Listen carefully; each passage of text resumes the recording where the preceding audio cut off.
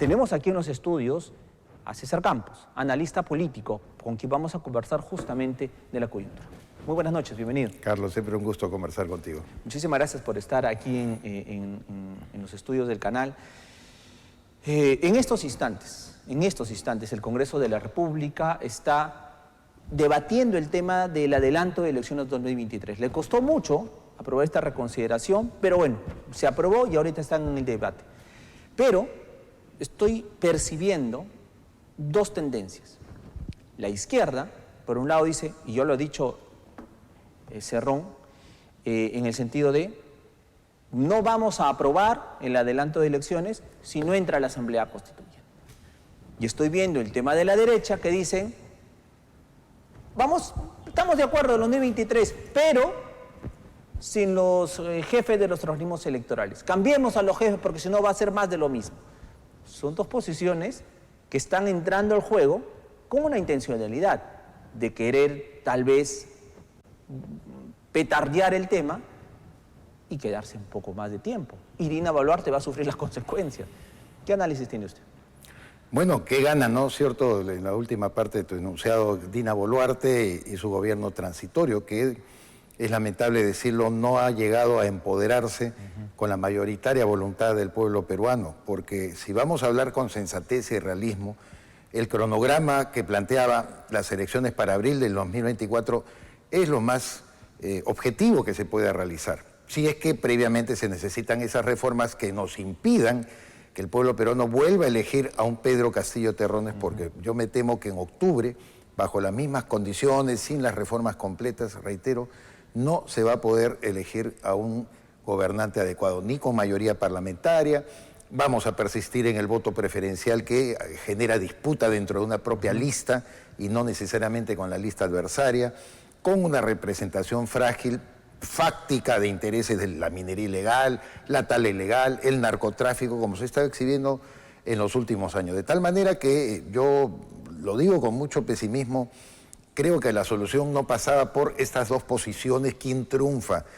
Está ganando la izquierda, definitivamente está ganando el espacio de la izquierda, no porque tenga la mayoritaria voluntad popular, el apoyo mayoritario del pueblo, sino porque maneja mejor sus cartas, creo yo, ¿no?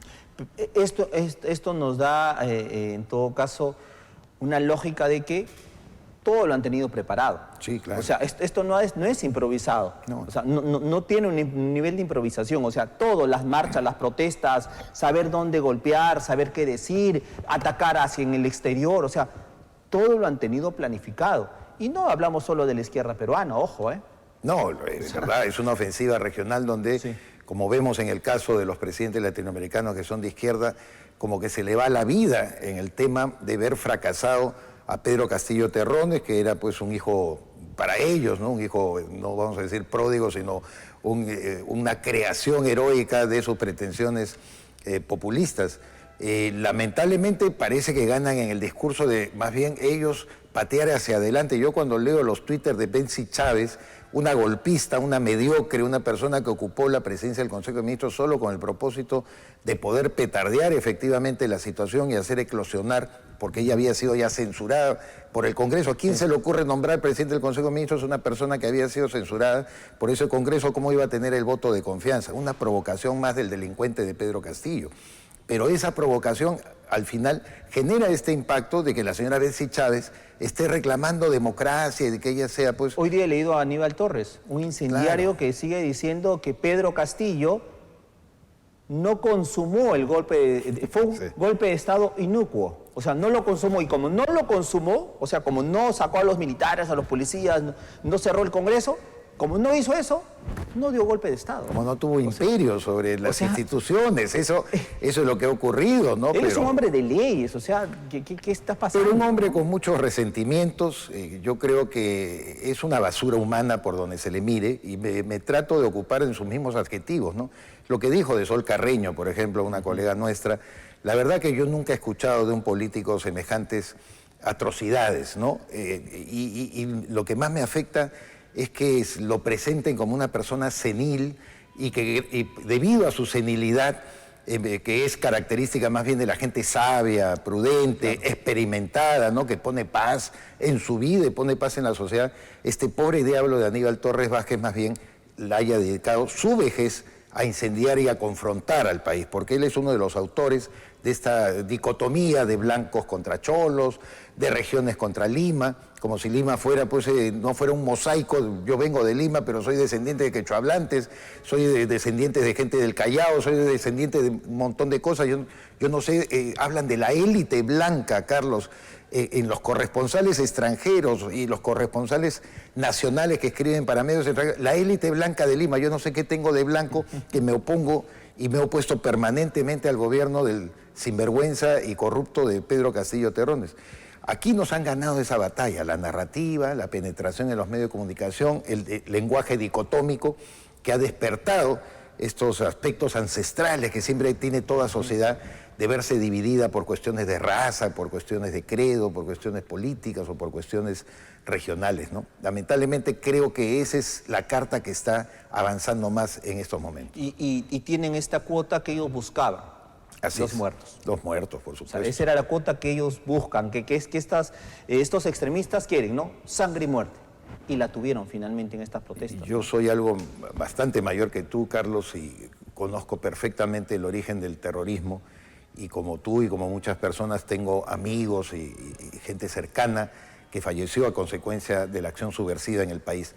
Nosotros lo vimos nacer así. Lo vio nacer el director de la revista para la cual yo trabajé, Francisco Paco Igartua, la revista Oiga, que fundó Caretas, también un hombre, ese sí era un anciano, pero muy sabio, que dijo, así empezó en otras partes cuando colgaban a los perros en la avenida central Tacna que hay en Lima, y la gente lo tomaba como un acto folclórico, como lo están tomando ahora todo.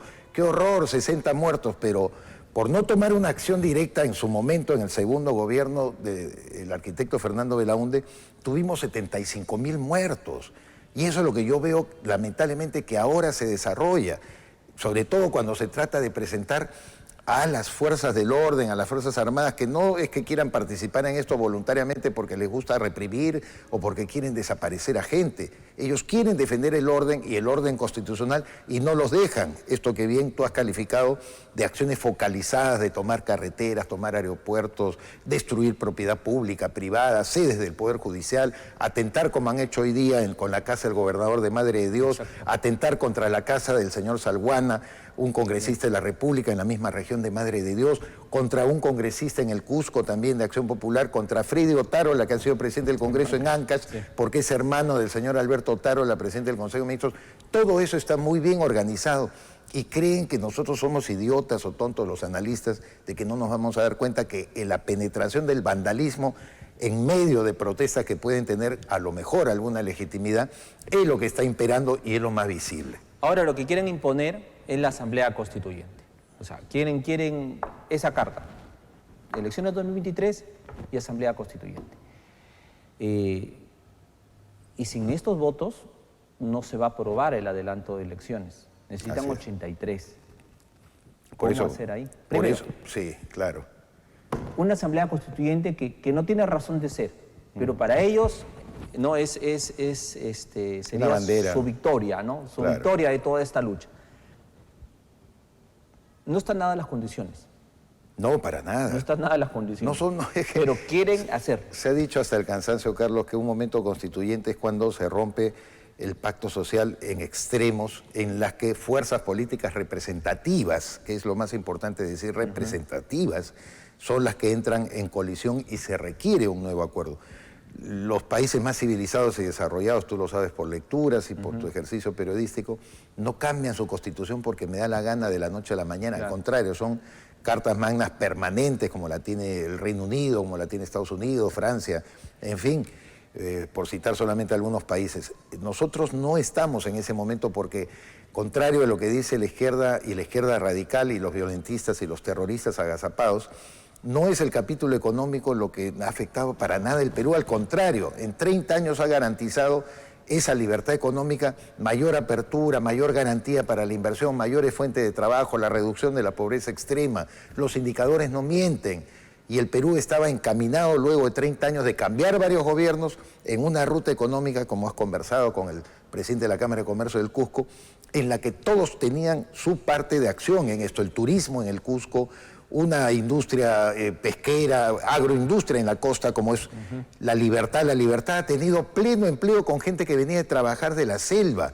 No solamente había pleno empleo para los que trabajaban en el agro liberteño como en el iqueño, sino, como en el caso de Ica, venían de Huancavelica, de Ayacucho, a emplearse en la agroindustria. Entonces focalizaron los radicales, los terroristas, los subversivos, los extremistas de izquierda, su acción contra la expresión agroexportadora en nuestro país. De tal manera que esto está tan bien organizado y uno se lamenta de que al otro lado la organización no sea similar. Ni la derecha ni el centro político, que sería lo más virtuoso que pueda existir, porque el centro político te establece una relación equidistante de los extremos y te permite decir, oye, vamos a gobernar con sensatez, atendiendo necesidades populares, no haciendo renunciar al Estado en la satisfacción de los servicios fundamentales, pero permitiendo, por otro lado, que crezca la inversión y con ello crezca el empleo y la plenitud de la gente. ¿Que se requieren cambios en esos artículos? Sí. Los años pasan, las realidades también, los contextos económicos también, políticos, sociales. ¿Cómo no? ¿Que se requieren cambios? Sí. Pero hay momentos en donde Momento constituyente que es no otra cosa. generen Exacto. traumas finalmente, ¿no? Pero, como te decía, hay esta carta que la izquierda quiere imponer ahí en el Congreso. Y si no, no hay adelanto de elecciones 2023. ¿Cómo se tiene que jugar allí? Y también piden la renuncia de Dina Boluarte. Sí, pero ¿cómo jugar ahí? El tema es que tú jugaras con otras cartas distintas a las que te ponen, pues, la izquierda radical. ¿Quiénes son ellos para tratar de sembrar esta idea absurda de que estamos en un momento constituyente? Yo creo, lamentablemente, como te lo he explicado también el presidente de la Cámara de Comercio, como lo ha dicho el economista Elmer Cuba, que ha sido director del BCR y es una persona tan sensata, el pueblo trabajador, al margen de sus actores políticos, es el que le va a imponer más bien la realidad a estas personas, como que ya está ocurriendo. La gente que quiere trabajar y que quiere el bienestar de su familia, el que tiene que llevar un pan diario a su casa, al ver que el Estado no está frenando esta ola violentista, al ver que sus propios representantes están en estos cubileteos dentro del Congreso, creo que la población se va a comenzar a organizar, lamentablemente en un escenario de indeseada, como yo siempre lo llamé, guerra civil, para efectos de defender su trabajo y defender el bienestar de su familia.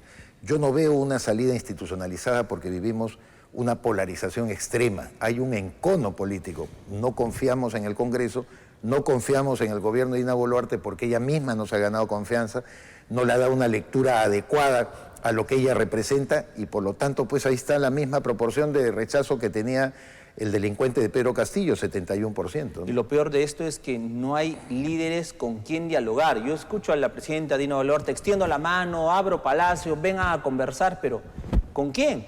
O sea, no hay ningún rostro representativo con quien dialogar. Y por el otro lado, no hay líderes políticos tampoco. O sea, no hay líderes políticos que de alguna manera puedan aglutinar toda esa presión. No pierdas ni dejes pasar por alto, estimado Carlos, lo que informó hace poco el diario El Comercio, el viernes pasado, mira, hace una semana, dando cuenta de un estudio de inteligencia de la Policía Nacional. Se han identificado 130 actores que movilizan estas protestas, las legítimas y las no legítimas. 130 en 19 regiones.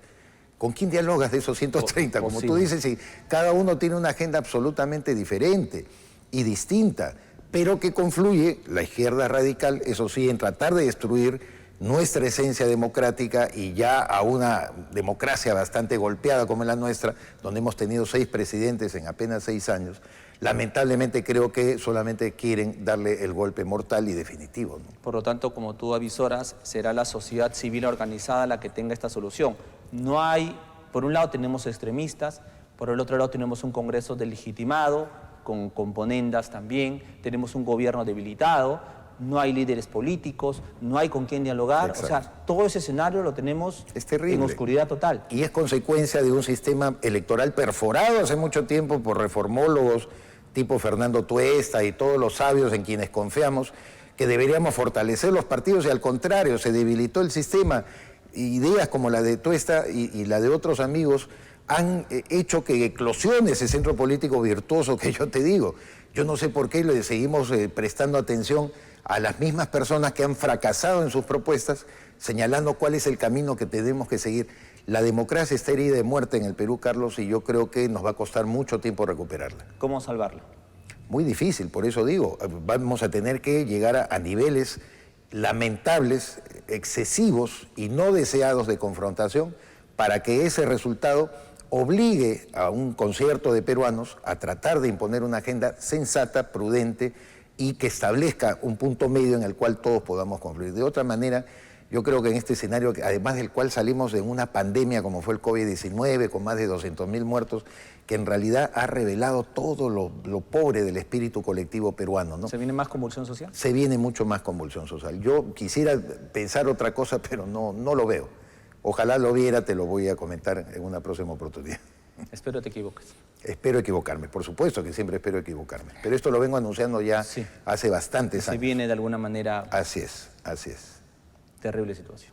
Así es. César, te agradezco muchísimo por estar esta noche con Carlos. nosotros y nada, pues bienvenido siempre a Trujillo. Cada vez que pase por Trujillo espero siempre conversar contigo. Muy agradable. Muchísimas gracias. César Campos nos acompañó, analista político, dándonos pues su análisis de la coyuntura terrible que vive nuestro país. Basta ya, como dijo incluso el presidente de la Cámara de Comercio de Cusco, basta ya de toda esta violencia. Encontremos el punto medio y el centro. Es ese equilibrio, ese punto de equilibrio, con entendimiento, con diálogo. Esperemos encontrarlo pronto.